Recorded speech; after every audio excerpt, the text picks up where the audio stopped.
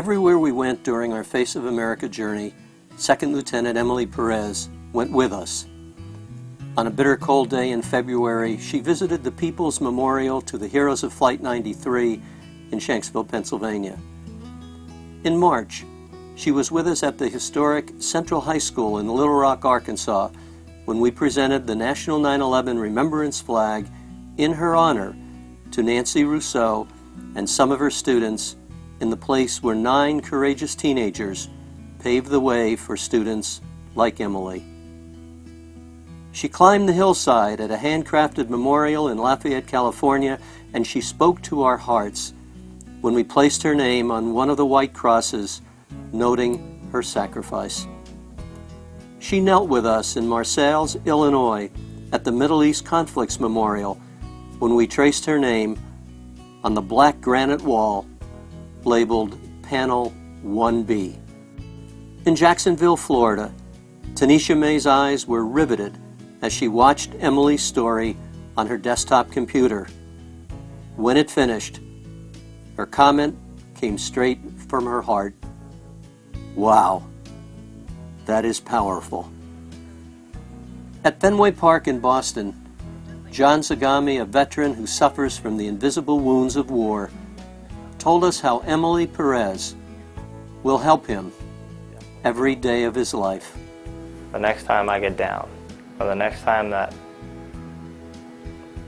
my life has taken a turn for the worse, or my health, or my sanity, if I can think and say, well, how would Emily Perez feel about this? Would she accept that I'm just going to let myself feel sorry? I think it would definitely change my attitude. And knowing that Emily made the ultimate sacrifice. So no matter how hard it gets, no matter how much my head hurts, no matter how hard it is to stand in a crowded room or deal with the night terrors, that there are people that have made greater sacrifices than I have, and that they led by example, so I need to learn to as well. At the end of our journey, we visited the cemetery at the United States Military Academy at West Point, New York. Emily's spirit was very much alive as we listened to her track coach, Joe Rogers, explain the significance of her life and her service to our country. Emily was a leader on post. She was selected to be the brigade first sergeant. She was the highest ranking female cadet at West Point at the time. She gave of herself. She was involved in the gospel choir. She was quite a strong Christian young lady, and she was very human, very concerned about her fellow man, and gave of herself in so many ways in order to help the team. It was all about helping the team, and that's just the kind of person she was. She was always trying to help others get better. Before we left this place of honor, where Emily set records in the classroom, on the athletic field, and in the Cadet Corps, we passed the courtyard where many of the reception day activities for new cadets take place. Then it happened. The powerful image of a petite sergeant doing what sergeants do on reception day flashed through our mind. It was June 2003. It was a moment like no other. Yes, sir, ma'am. No, sir, ma'am. No excuse, sir, ma'am. Sir, ma'am, I do not understand. What response is going to that? Yes, sir, ma'am. Who are you looking at, new cadet? I just told him not to look up, not to look down, not to look left, not to look right. You will look at me when I am talking to you. Try it again, new cadet. Yes, sir, ma'am. No, sir, ma'am. No excuse, sir, ma'am. Sir, ma'am, I do not understand. What response is going to that? Yes, sir, ma'am. No, sir, ma'am. No excuse, sir, ma'am. Sir, ma'am, I do not understand.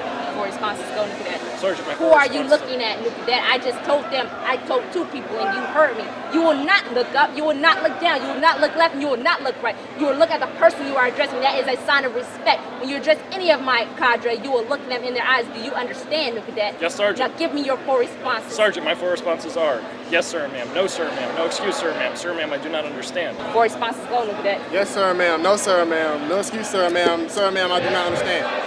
If you need to ask a question that you will state, sir or ma'am, may I ask a question? You will now report to the cadet in the red sash. When you report to cadet in the red sash, look at me, new cadets. You'll render an appropriate salute and you will state, "Sir or ma'am, new cadet Doe reports to cadet in Red Sash for the first time as ordered." And then you will drop your salute. You will now pick up your bags to report to cadet in Red Sash. Should we become disoriented, you report to the nearest cadet in Red Sash. Do you have any questions? Pick up your bags, put them on your left shoulder, not your right shoulder, not your bump shoulder, but left shoulder. Move out and get out of my area. You better get out of my face quick. New cadets, move, new cadets, move! This is Second Lieutenant Emily Perez and one of her special moments at West Point. It documents her commitment to the task she was assigned and her expectations for those under her command. It records one dimension of her character, her leadership, and her love of West Point, and one memorable scene in her life. It gives those who admire her, love her, and respect her one more chance to hear her voice, see her beautiful face, and experience the energy that made her so special. It gives all of us an opportunity to say thank you to Emily and her parents, Vicki and Daniel. What Emily Perez did for America will never be forgotten. Second Lieutenant Emily Perez is a face of America on its best day, and we are in her debt.